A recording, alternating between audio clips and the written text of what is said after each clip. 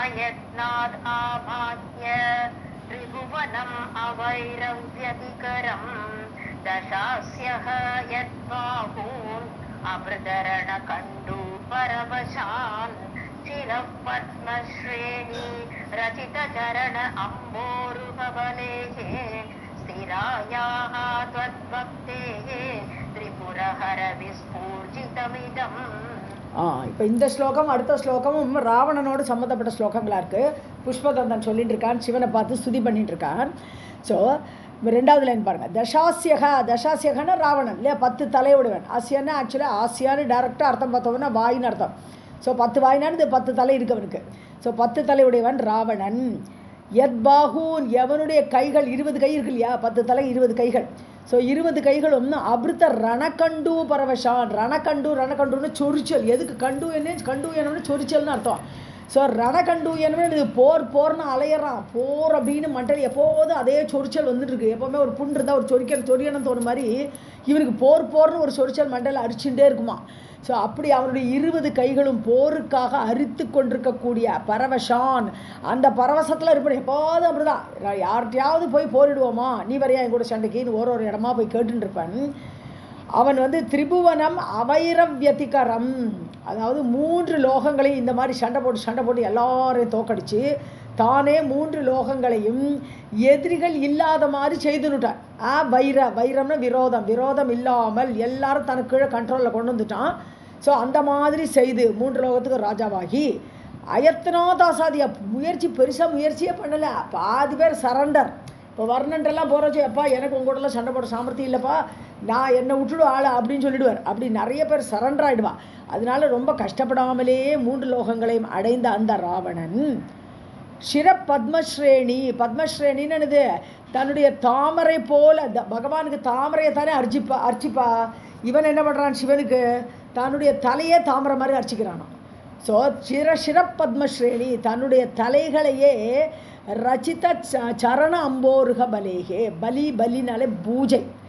So இவன் தன்னுடைய தலையையே சிவனுக்கு அர்ப்பிக்க தகுந்த அந்த மாதிரி ஒரு பக்தன் இவன். ஸோ சரண அம்போருகே பகவானுடைய தாமரை பாதங்களில் தன்னுடைய தலைகளை அர்ச்சித்து கொண்டிருக்கக்கூடிய பலின பூஜை. அப்பேற்பட்ட பூஜையை உடைய ராவணன், பலேகேன ராவணன் அர்த்தம், பலியை உடைய ராவணன். ஸ்திராயாக தொத்பக்தேகே, அதாவது ரொம்ப ஸ்திரமான பக்தி, ரொம்ப திடமான பக்தி ராவணனுக்கு. ஸோ தொத்பக்தேகே உன்னுடைய அந்த பக்தி திரிபுரஹரன்னு கூப்பிட்றார், சிவனை கூப்பிட்றார். திரிபுரங்களையும் வென்றவனே, அதையெல்லாம் அழித்தவனே, 3 புறங்களையும் அழித்தவனே. விஸ்பூர்ஜிதம் இதம், உன்னுடைய வளர்ந்த பக்தியப்பா இது.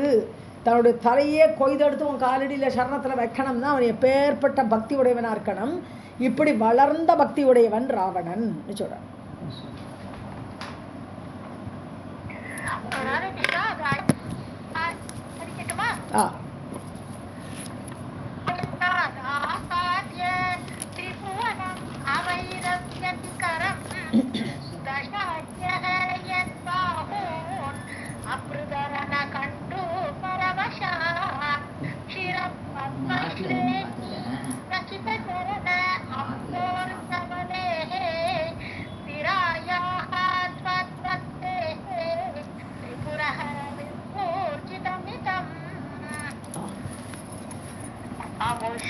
अमुष्यत्वत्सेवासम् अधिकदशरासारं भुजवनं बलात् कैलासे अपि त्वद् अधिकवसतौ विक्रमयतः अलभ्य आपाताले अपि अलसचलित अङ्गुष्ठशिशिरसि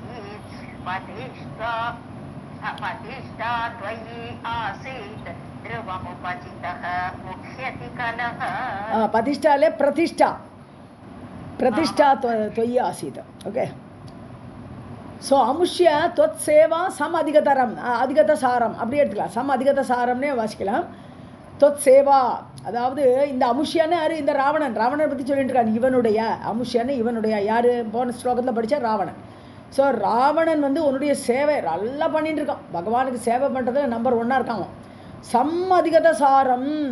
ஸோ அப்படி பலம் ஆயிடுத்து. எதுக்கு, புஜவனம் தன்னுடைய புஜவனம் 20 கை இருக்கிறனால வனம்னே கூப்பிடுறார். வனமாக இருக்குது, அப்படி 20 கைகள் இருக்குது அவனுடைய மரமாட்டமாக 20 கை. ஸோ அது அதிகத்தான் சாரம். சாரம்னா இங்கே பலம்னு அர்த்தம். நல்ல பலமாக எடுத்து கைகளுக்கெல்லாம் நல்ல பலம் வந்துடுது பகவானை அர்ச்சிச்சு ராவணனுக்கு.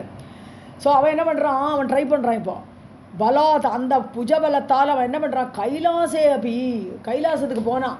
சரி கைலாசத்தை என் வீட்டில் கொண்டு வச்சுக்கிறேன், லங்கைக்கு கொண்டு வந்துடுறேன், கைலாசத்தை பேத்தெடுத்துன்னு வந்துடுறேன்ட்டு தன்னுடைய புஜபலாக்கிரமத்தினால தொத்த திவசத்தவு, நீ வசிக்கக்கூடிய இடம், சிவன் வசிக்கக்கூடிய இடமாகப்பட்ட அந்த கைலாசத்தில் தன்னுடைய பலத்தை கொண்டு விக்ரமம் பண்ணினானவன் பயங்கரமான ஒரு ஆக்ரோஷமாக அந்த மலையை தூக்கிட்டு வரதுக்கு ட்ரை பண்ணுறான் 20 கைகளால். விக்ரமயத்தகனது அப்படி தூக்கி கொண்டு வர முயற்சித்த அவனுக்கு ஷிரசி, அவனுடைய தலையில் அலச சலித அங்குஷ்டா.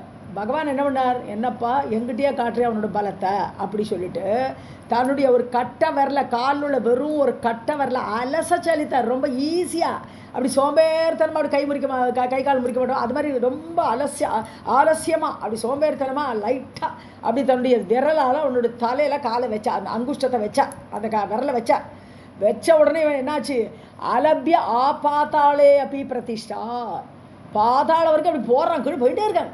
பகவானுடைய தலையில் ஒரு விரல் தான் இருக்குது, ஆனால் அந்த விரலோட சக்தியை தாங்க முடியல இவனுக்கு, ராவணனுக்கு. கீழே போயிட்டே இருக்காங்க. பாதாளே போய் பாதாளத்தில் கூட அலபியா, அவனுக்கு ஒரு நிலை கிடைக்கல.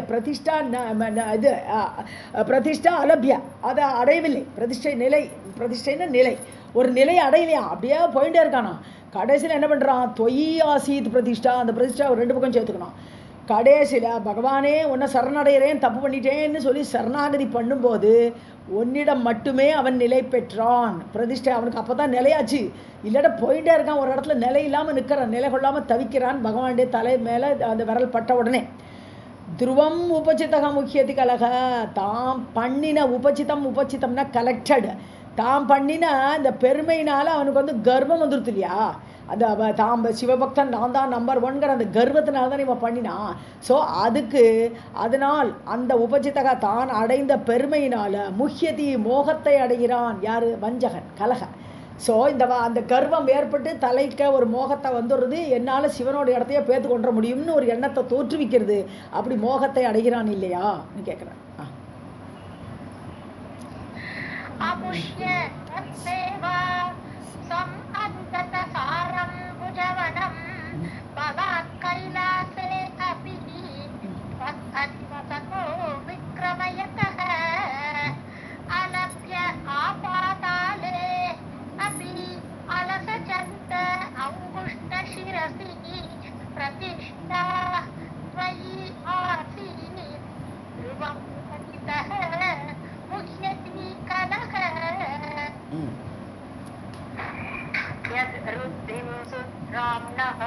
वरद परम उच्चैः अपि सतीम् अधश्चक्रे बाणः परिजन विधेय त्रिभुवनः न तच्चित्रं तस्मिन् परिवसितरि त्वच्चरणयोः न कस्यापि उन्नत्यै अवति शिरसः त्वयि अवनतिः.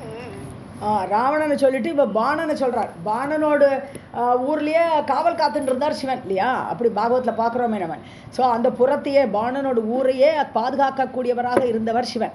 அந்த பாணனோட பக்தி அப்பேற்பட்ட பக்தி. ஸோ வரதான்னு கூப்பிட்றார். வரம் தரக்கூடிய சிவனே. எதிருத்திம் சுத்ராமன்னு சொன்னான்னா இந்திரன் அர்த்தம். சுத்ராமனக நன்றாக திராணம் பண்ணுறான்னு, காப்பாற்றுறான், எல்லாரையும் காப்பாற்றுறான், உலகத்தை ராஜாவாக இருக்கான் அந்த இந்திரன். அதனால சுத்ராமனகாங்கிற பேர் அவனுக்கு இருக்குது. ஸோ எத்ருத்திம், இந்த இந்திரனோட ருத்தி சம்ருத்தி, நல்ல செழிப்பு, நல்ல ஒரு எல்லாமே இருக்கு அவனுக்கு, நிறைஞ்சிருக்கேன்.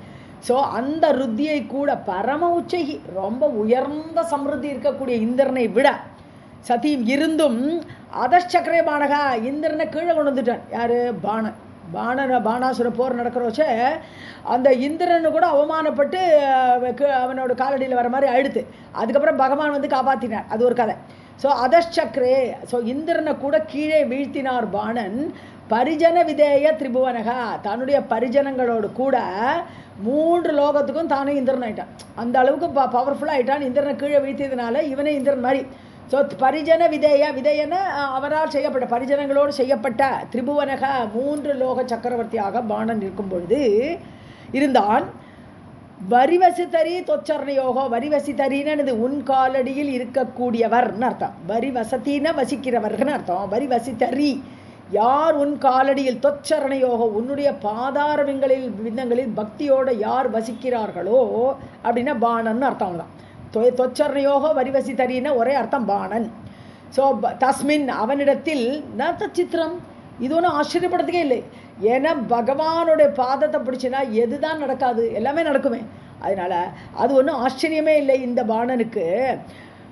சிரசகா தொயி அவனதிகி, உன்கிட்ட தொயி உன்னிடத்தில் அவனதிகி தலையை வணங்கும் பொழுது, சிரசகா தன்னுடைய தலையால் அவனதிகின்னு தலைக்கு குனிஞ்சு அப்படி வணங்குறோச்சு, சாஷ்டாங்கமாக நமஸ்காரம் பண்ணும் பொழுது ந கசியாபி உன்னத்தியை பவதி, யாருக்குத்தான் உன்னதி ஏற்படாது அப்படின்னு கேட்குற. உன்னுடைய காலடியில் யாரெல்லாம் வசிக்கிறார்களோ, உன்னுடைய காலடியில் பக்தியை செலுத்துகிறார்களோ, அப்படி தலையை தாழ்த்தி வணங்குகிறார்களோ அவளுக்கு எப்போதுமே உன்னதி தான். இந்திரன்லாம் ஒன்றுமே இல்லை அவள் முன்னாடி. இதில் ஆச்சரியப்படுறதுக்கு ஒன்றும் இல்லை.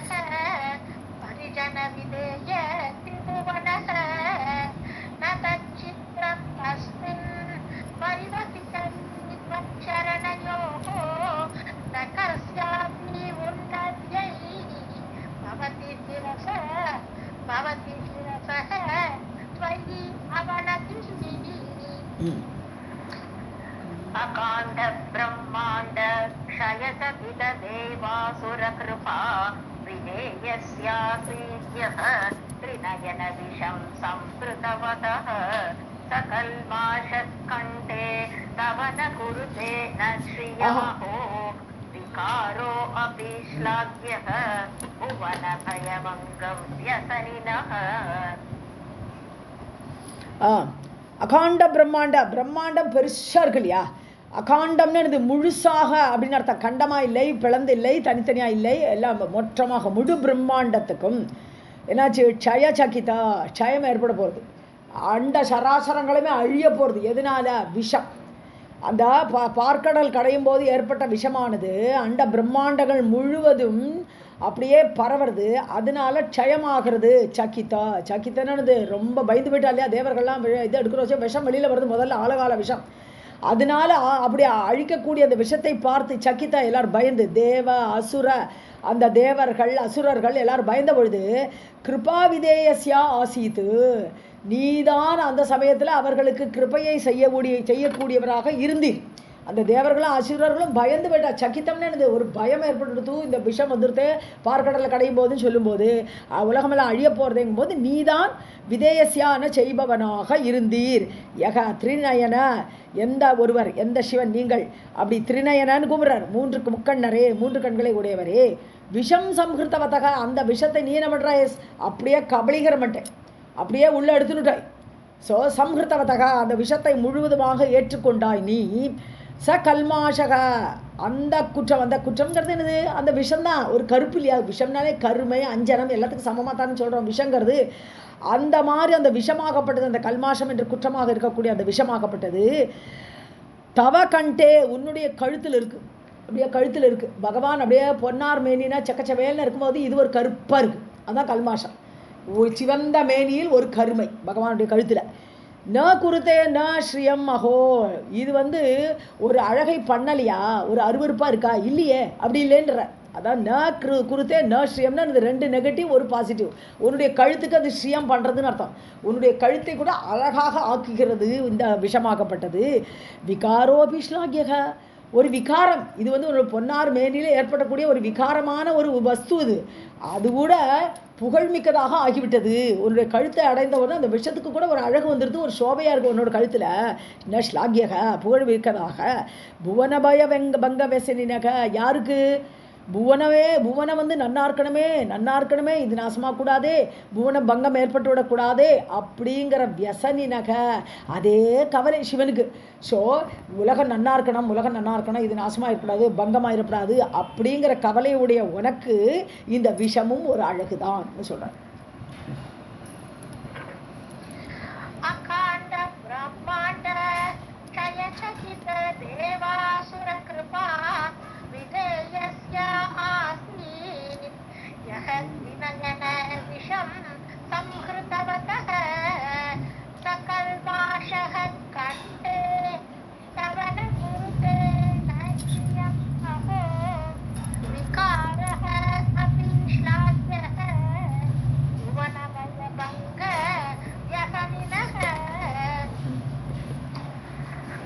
असिद्धार्थानैव क्वचिदपि सदेव असुरनरे निवर्तन्ते नित्यं जगति जयिनः यस्य विशिखाः स पश्यन् ईशत्वाम् इतरसुरसाधारणमभूत् स्मरस्मर्तव्यात्मा न हि वशिषुपत्यः परिभवः. ஸோ அசித்தார்த்தாக நைவ, அதாவது இங்கே பார்க்கணும் எஸ்ய விஷிகா ஜெயினகா எஸ்ய விஷிகாக, அந்த ரெண்டாவது லைனில் பாருங்கள்.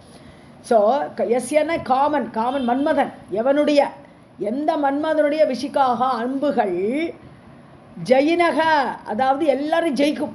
அது மன்மதன் ஒரு அம்பை போட்டால் யாருமே தோக்க முடியாது, எல்லாரும் அந்த பானத்துக்கு ஆட்பட்டு சிங்காரத்துக்கு ஆட்பட வேண்டியது தான். அப்படிப்பட்ட ஜெயிக்கக்கூடிய பானங்களை வச்சுட்டு இருக்கான் யார்? காமன். ஸோ ஸ்மரகாங்கிறது லாஸ்ட் லைனில் வருது, அந்த ஸ்மரகாங்கிறது அங்கே புரிஞ்சுக்கணும். ஸ்மரகான்னா காமன், மன்மதன் அர்த்தம். ஸோ எந்த மன்மதனுடைய அம்புகள் எப்போவுமே ஜெயிக்கக்கூடிய பானங்களோ அசித்தார்த்தா நைவ, அதுக்கு சித்தி கிடைக்கலை, அந்த பானங்களுக்கு வெற்றி கிடைக்கலை. சித்தின்னா பலன், அந்த பானங்களுக்கு பலன் கிடைக்கலை என்பது இல்லவே இல்லை. நான் ஏவ, அதுக்கு எப்போதுமே பலன் உண்டு, அவனோட பானத்துக்கு பலன் உண்டுன்னு சொல்கிறார். கொச்சிதபி, ஒரு பொழுதும் வேஸ்ட் ஆகாத பானங்கள் ச தேவ அசுர நரே, அதாவது நிவர்த்தந்தே நித்தியம் ஜெகதி, அதாவது அப்படி ஜெயிச்சுட்டு தான், அதான் ஒரு நாள் கூட அந்த ஜெயிக்காமல் திரும்பி வராதுங்கிறார். நைவ நிவர்த்தந்தேன்னு அது திரும்பியே வராதான், ஜெயிக்காமல் திரும்பி வராது. யார் மேலே போட்டால், தேவர்கள் மேலே போட்டாலும் சரி, அசுரர்கள் மேலே போட்டாலும் சரி, மனிதர்கள் மேலே போட்டாலும் சரி, அந்த பானம் நித்தியம் என்றைக்குமே ஜெகதி ஜெயினக, ஜகத்தில் எல்லாரையும் ஜெயிக்கக்கூடிய பானங்கள் மன்மதனுடைய பானங்கள். துவாம் இல்லை ச பஷ்யன் ஈஷா, அதாவது இங்கே பாருங்க, துவாம் இதர சுர சாதாரண பபூத், அதாவது அப்படிப்பட்ட பானங்கள் உன்னை, துவாம்னா உன்னை இதர சுர மற்ற தேவர்கள் மாதிரி, இதர சுரன்னா பாக்கியுள்ள தேவர்கள், இவரும் ஒரு தேவன் தானே. ஸோ மற்ற தேவர்களை மாதிரி சாதாரணமாக எண்ணி ச பஷ்யன், அந்த காமன் நினச்சா அந்த அம்புகள் நினச்சிது சிவனும் நம்மளுக்கு எல்லாம் சாதாரணமான ஆள், நம்ம இவர் மேலேயும் பானத்தை போடலான்ட்டு அந்த பானங்கள் ஆசையாக அந்த பானங்கள் போய் தாக்கித்து சிவனை. ஆனால் அந்த சமயத்தில் அப்படி நினைக்கும் போது, சாதாரணமாக நினைத்த அந்த பானங்கள் போய் அந்த சிவன் மேலே விழும்போது சிவன் என்ன பண்ணிட்டார்? எரிச்சு விட்டார். மற்றவாளுக்கு ஜெயிக்கிற மாதிரி இந்த காம பானங்கள் ஜெயிக்கலை, சிவன்கிட்ட போகிறச்ச தோற்று போயிடுதேலாம். ஸோ ச பஷ்யன், அந்த பானங்கள் தோற்று போயிடுது. அப்போ ஸ்மரக, அந்த காமன் என்னானான், ஸ்மர்த்தவ்ய ஆத்மா அபூத்து, இந்த அபூத் முன்னாடி வருது அபூத். ஸோ அவன் நினைக்க தகுந்தவனானான்னு அர்த்தம். அவனை அவன் வெறும் ஆஷா தான் இருக்க, அவனை பார்க்க முடியாது, அவனை சும்மா நினச்சி தான் பார்க்கலாம். இவன் உடம்போடு இருந்தால் எப்படி இருப்பான்னு நினச்சி வேணால் பார்க்கலாமே தவிர அவனோட உடம்பு காணாமல் போய்விட்டது. சிவன்கிட்ட போகிற வச்சு அந்த பானங்கள் தோத்தே போயிடுது. ஸோ எந்த பகவானிடம் அந்த பானங்கள் தோற்றதோ அந்த சிவன். நகி வசிஷு பத்தியக பரிபவக, அதாவது வஷின தன் வசத்தில் உள்ளவர்கள், எல்லா இந்திரியங்களையும் அடக்கி மனசை அடக்கி தன் வசத்தில் யார் வைத்திருக்கிறார்களோ அவர்களுக்கு வஷிஷகான்னு பேர், தன்வசத்தில் உள்ளவர்னு பேர். வஷிஷு, தன்வசத்தில் தான் இருக்கக்கூடியவர்கள், ஆத்மாராமர்களாக இருக்கக்கூடியவர்களிடத்தில் ந பத்தியக பரிபவக. ஸோ அந்த பானங்கள் தோத்துது இல்லையா? ஸோ பரிபவம்னா தோல்வி, ஏமாற்றம், அவமானம். அந்த பானங்கள் தோற்றது பத்தியகன்னு என்னது? அது தோற்றது ஓகேன்னுட்டார், பத்தியகன்னுட்டார். ஓகே, சிவன்கிட்ட தோக்கறதுல ஒன்று வருத்தப்பட வேண்டிய விஷயம் இல்லை. ஸோ ஒரு பானங்கள் அப்பேற்பட்ட பானங்கள், எல்லாரையும் ஜெயிக்கக்கூடிய பானங்கள் அந்த சிவனிடம் போய் தோற்றது என்றால் அந்த அவமானம் பத்தியக இட்ஸ் ஓகே, ஆஃப்டர் ஆல் சிவன்ட்ட தானே தோத்துது, சாதாரண ஆள்கிட்டலாம் தோக்கலையே அப்படிங்கிறாருங்க. असिद्धार्थानैव क्वचिदपि स देव असुरनरे निवर्तन्ते नित्यं जगति जैनः यस्य विशिकाः तपश्चन्द्रीश स्वान्तरसुरसाधारणम् अभूत् स्मरः स्मर्तव्य आत्मा न हि वक्षु पत्यः परिभवः. Okay. மகாதேவ சம்போ. ஓகே, ஓம் நம சிவாய. ஆரம்பிமா. महीपाद आघातात् व्रजति सहसा संशयपदं पदं विष्णोः भ्राम्यत् भुज परिघ ऋग्नग्रहगणं मुहुः दौस्त्यं याति अनिवृतजटाताडिततटा जगद्रक्षायै त्वं नटसि ननु वाम एव विभुता. கரெக்ட். ஸோ பாத ஆகாத்து, பகவானே உன்னுடைய பாதத்தோடு ஒரு அடி கிடைக்கிறது. ஆகாத்தம்னு சொன்னாலே பாதத்தால் பகவான் ஒரு அடி கொடுக்குறாருன்னா என்ன அர்த்தம்? ஊழித்தாண்டவம்னு அர்த்தம். இந்த இடத்துல பகவான் வந்து அந்த சம்ஹாரம் பண்ணுற ஸ்திதியில் இருக்கும்போது பயங்கரமான ஒரு டான்ஸ், அது பேர் ஊழித்தாண்டவம்னு பேர்.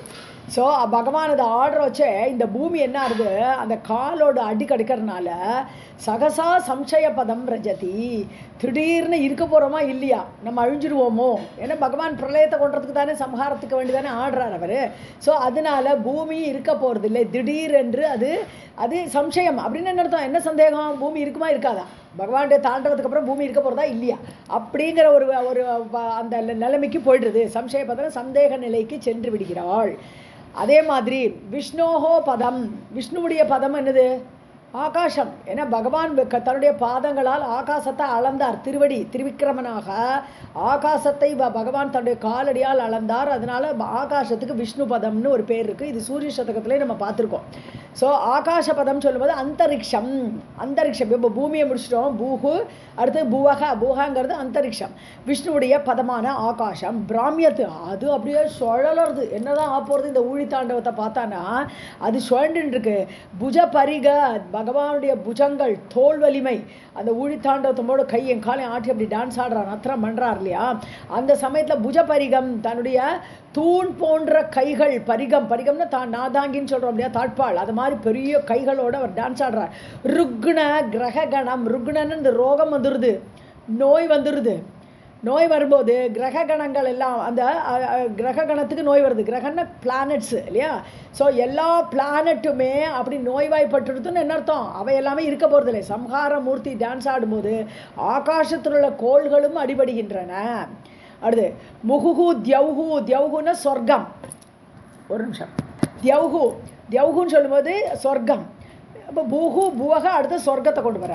ஸோ சொர்க்கம் என்னாருது? தௌஸ்தியம்னா துஸ்தம்னு அதாவது துர்விபாவியமான ஒரு நிலைமை, துர்பாகியமான ஒரு நிலைமை, அதுதான் தௌஸ்தியம்னு பேர். ஸோ இந்த சொர்க்கத்துக்கும் ஒரு கேடு நிலைமை ஏற்படுது. 3 உலகங்களையும் தான் சம்ஹாரம் பண்ண போகிறேன் பகவான்.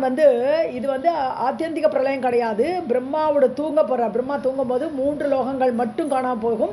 அந்த 3 லோகங்களான பூவக சுவக, இந்த 3 என்ன ஆகுது? தௌஸ்தியம் யாத்தி, ஒரு மோசமான ஒரு நிலைமையை இந்த சொர்க்கமும் அடைகிறது.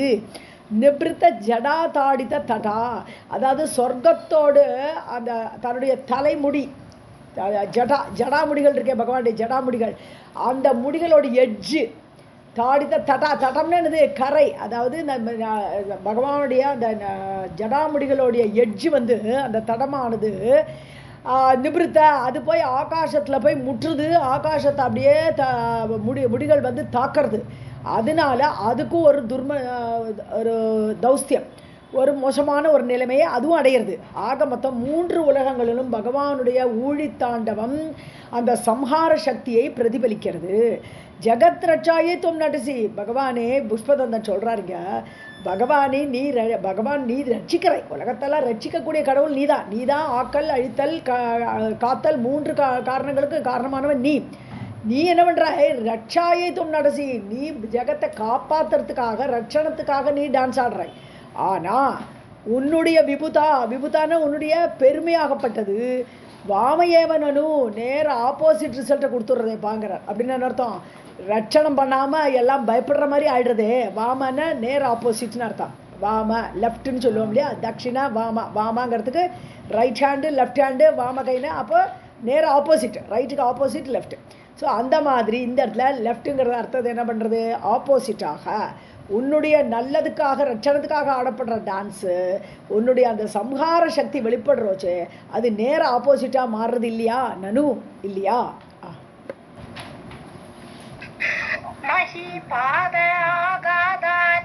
பிரஜதி சகசா சம்சய பதம் பதம் விஷ்ணோஹோ பிராப்ய புஜ பரிகருக்ன கிரககணம் முஹுஹு த்யௌஹு தௌஸ்த்யம் யாதி அனுப்ரத ஜடா தாடித தடா ஜகத்ரக்ஷாய நித்வம் நடசி நனுவாம ஏவ விபுதா.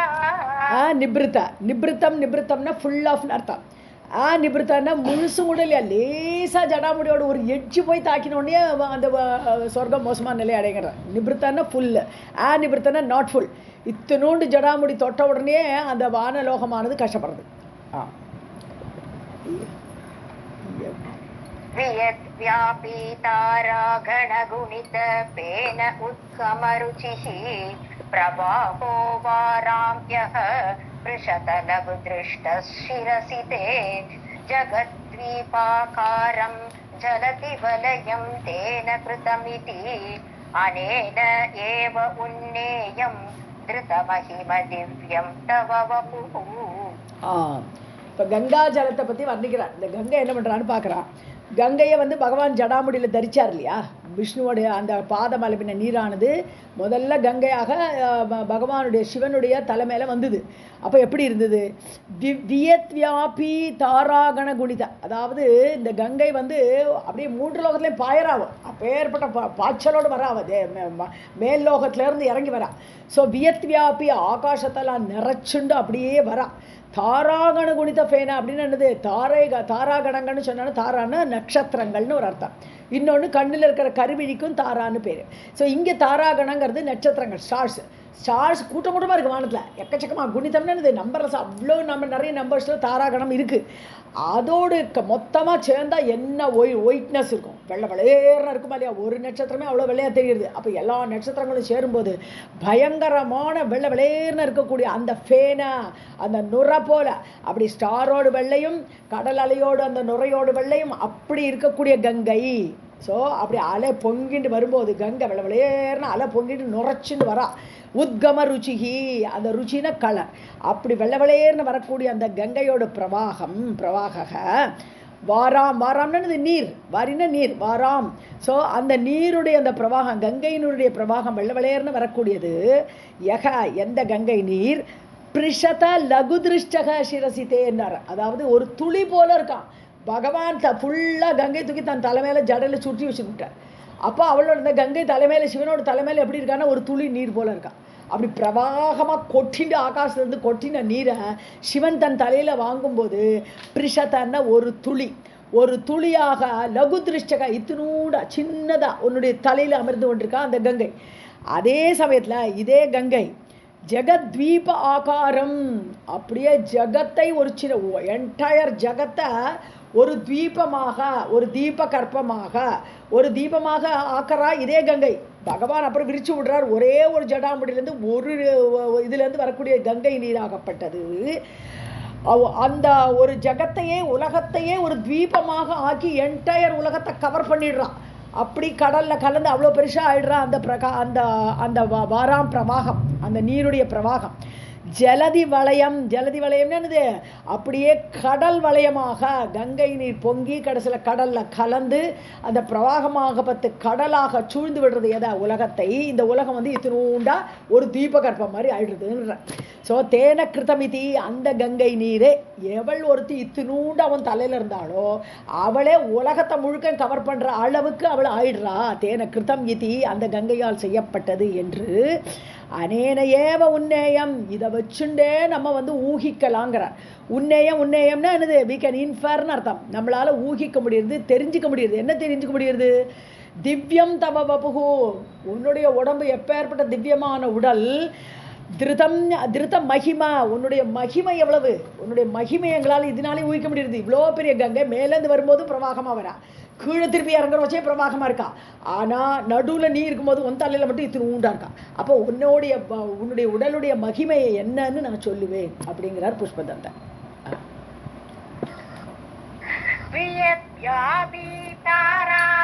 கணகுணித பேன உத்கமருச்சிः பிரவாஹः வாராம்யக வ்ருஷத லகு திருஷ்ட சிரசி தே ஜகதீப ஆகாரம் ஜலதி வலயம் தேன கிருதமிதி அனேன ஏவ அன்னே உன்னே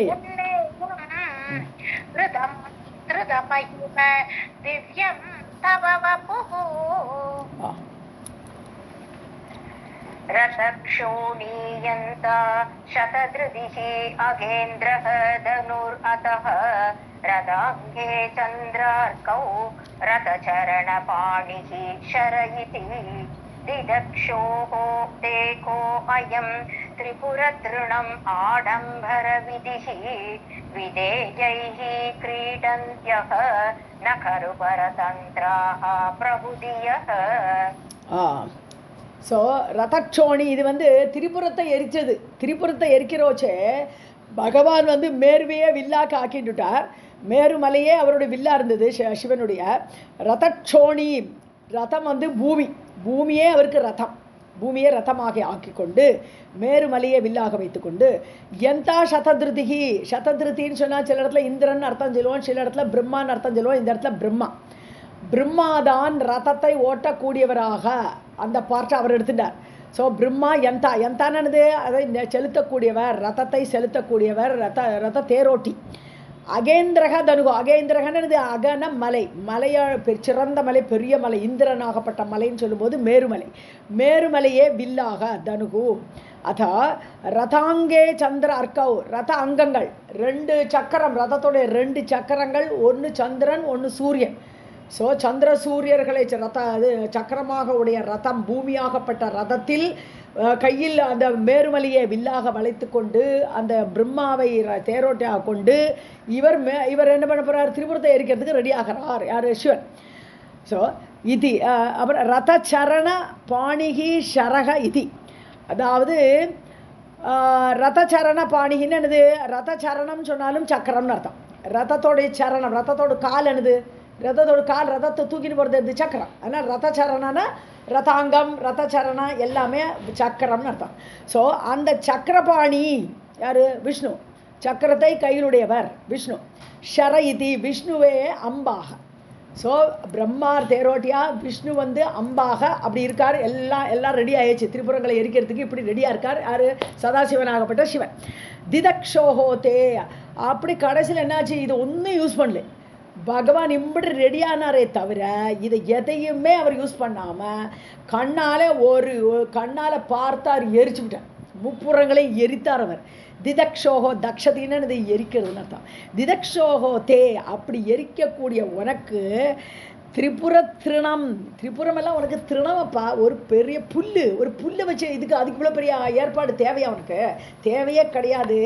உனக்கு இந்த திரிபுரங்கள் எல்லாம் திருணம் மாதிரி, புல் மாதிரி. ஸோ கோயம் திரிபுரகா, இந்த திரிபுரங்கிறது உனக்கு என்னது, உனக்கு இதெல்லாம் தேவையில்லை. இந்த எரிக்கக்கூடிய உனக்கு ஆடம்பர விதிகை, சும்மா ஆடம்பரமாக அப்படி போருக்கு ரெடி ஆகிற மாதிரி ஒரு ஆடம்பரமாக நீ வந்த, ஆடம்பர முறையில், விதின முறை, ஆடம்பரமான முறையில் வந்து அப்படி வெறும் கண்ணால் எரிச்சு விட்டேன் நீ. அப்படி விதேயைஹி, அப்படி செய்யக்கூடிய செயலாக உடைய கிரீடந்தியக, விளையாட்டு, உனக்கு திரிபுரம் இருக்கிறதெல்லாம் ஒரு வேலையே கிடையாது, ஒரு விளையாட்டு அது. அப்படி அந்த திரிபுரை எடுத்த செயலால் பிரபுதியகா பரதந்திராக நான் கொலுன்ட்டேன். இப்போ இவாளெல்லாம் எதுக்கு அங்கே பார்ட் எடுத்துட்டான்னு கேட்டால், இவர்கள் எல்லாமே நான் தான் எல்லாம் நினச்சிட்டு இருக்கக்கூடியவர்கள். பிரபுதியக, பிரபுன்னா நான் பிரபு, நான் இந்த உலகத்தை காக்கிறேன் அப்படிங்கிற பிரபுவாக நினைப்பு இருக்குது விஷ்ணுவுக்கு. ஸோ படைப்பாளி நான்கிற ஒரு எண்ணம் இருக்குது பிரம்மாவுக்கு. இந்த மாதிரி பிரபுதியக இப்படிப்பட்ட கர்வம் உடையவர்கள் பரதந்திராக உன்வசத்துக்கு ஆட்படுபவர்கள், பரதந்திரர்கள். அவர்கள் ஒன்றும் செய்ய முடியாது, உனக்கு ஒன்று அவளுடைய ஹெல்ப்பு தேவையே கிடையாது. அவர்களெல்லாம் பரதந்திரர்கள்னு காட்டுறதுக்கு வேண்டிதான் இப்படி பண்ணினியோ நகலு இல்லையா, அவெல்லாம் பரதந்திரர்கள் இல்லையா அப்படின்னு கேட்குறார் புஷ்பதந்தன்.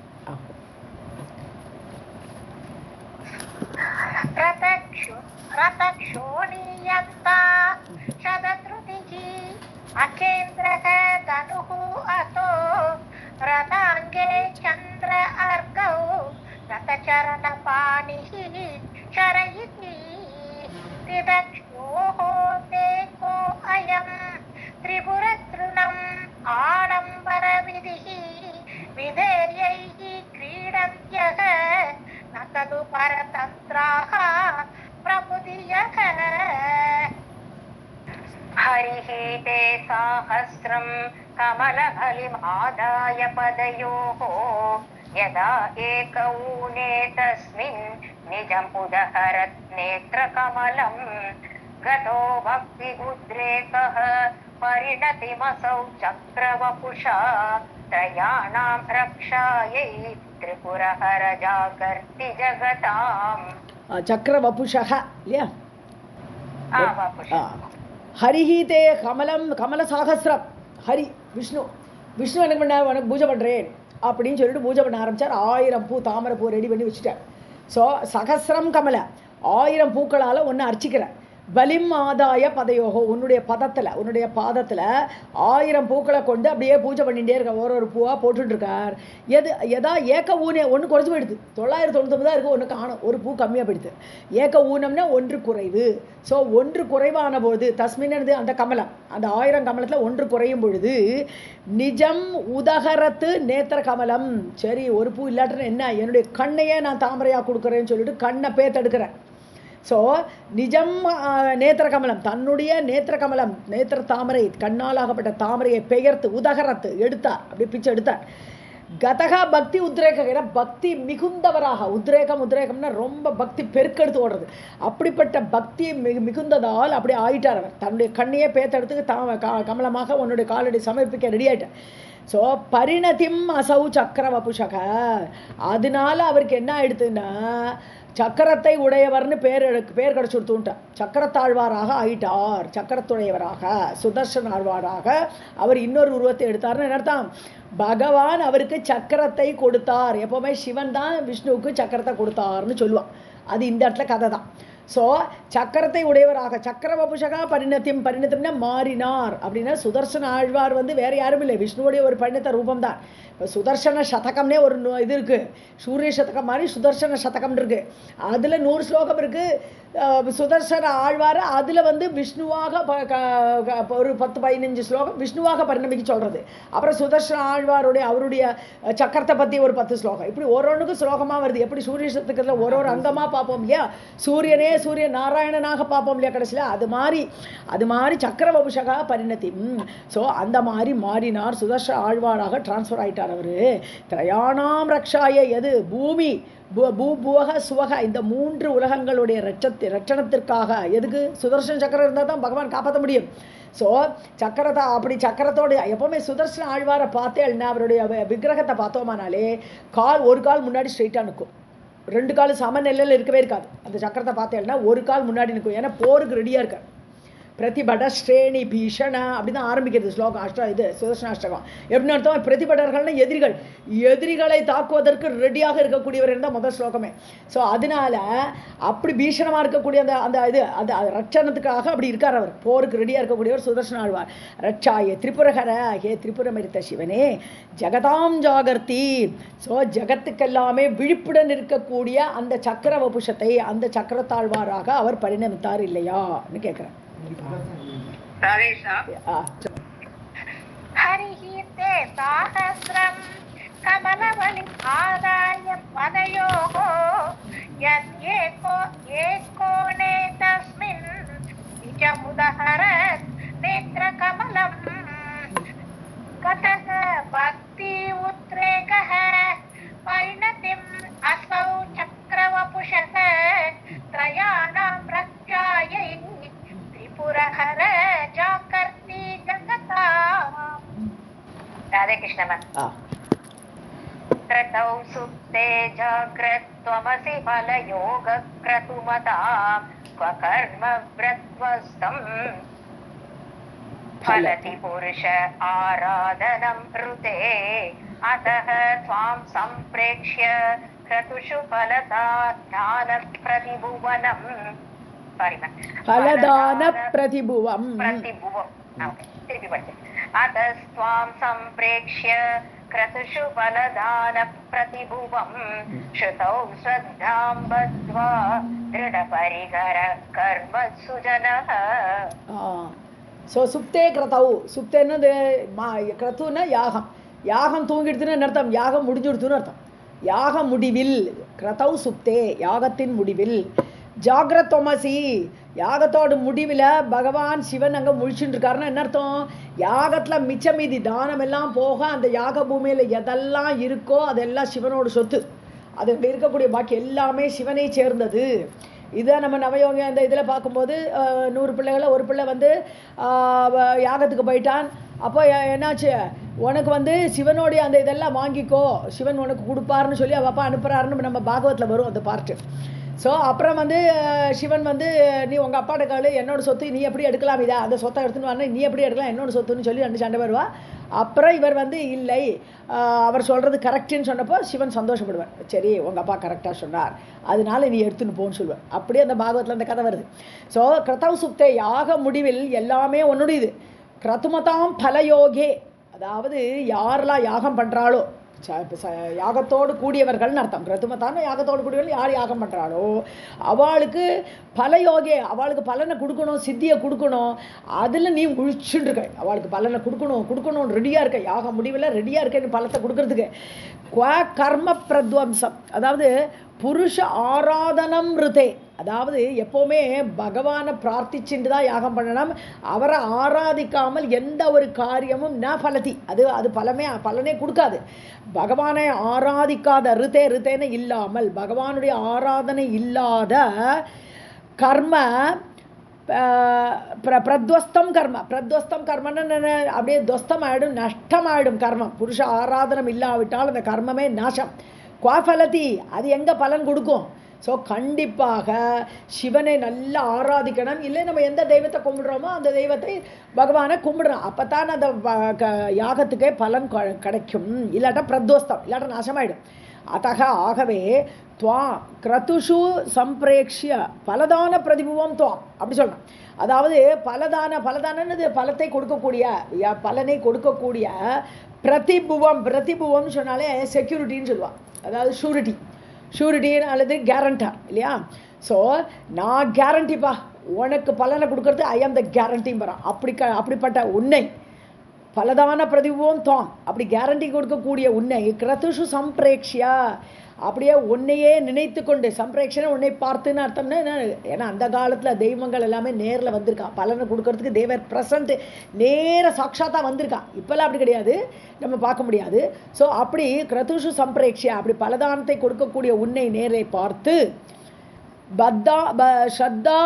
ஸ்ரத்தாம் பத்வா ஸ்ருதம்னா வேதத்தில் இன்னமும் ஸ்ரத்தையோட, ஏன்னா பகவான் பலன் தர ரெடியாக வரார், இது கண் முன்னாடி தெரியுது. அதனால இன்னமும் நம்ம நல்லா ஜபிக்கணும், நல்லா யாகம் பண்ணணும், சோஸ்திரம் நல்லா சொல்லணும் அப்படின்னு ஸ்ரத்தையோடு கூட கர்மசு ஜனக திருட பரிகரக, கர்மசு தான் செய்கிற காரியங்களில் ஜனக மக்கள் எல்லாருமே திருட பரிகரக கச்சை கட்டிட்டு இறங்குறாளாம். பரிகரம்னாலே கச்சை கட்டிக்கிறதுக்கு, சண்டை போடுறதுக்கு அப்படி கச்சை கட்டின்னு இறங்குவா இல்லையா? அது மாதிரி தான் செய்கிற வேலையில் அப்படி கச்சை கட்டின்னு நன்னா பண்ணணும், இன்னைக்கு நன்னா பண்ண போகிறோம் அப்படின்னு சொல்லி இறங்குறா. ஏன்னா நீ பலன் கொடுக்க ரெடியாக வந்துடுறியே, அதனால.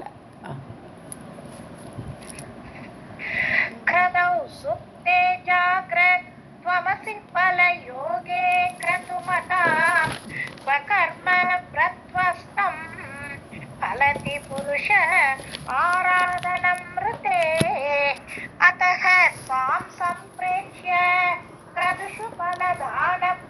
ध्रुवम् श्रुतौ श्रद्धां बद्ध्वा दृढपरिसरः कर्मसु जनः.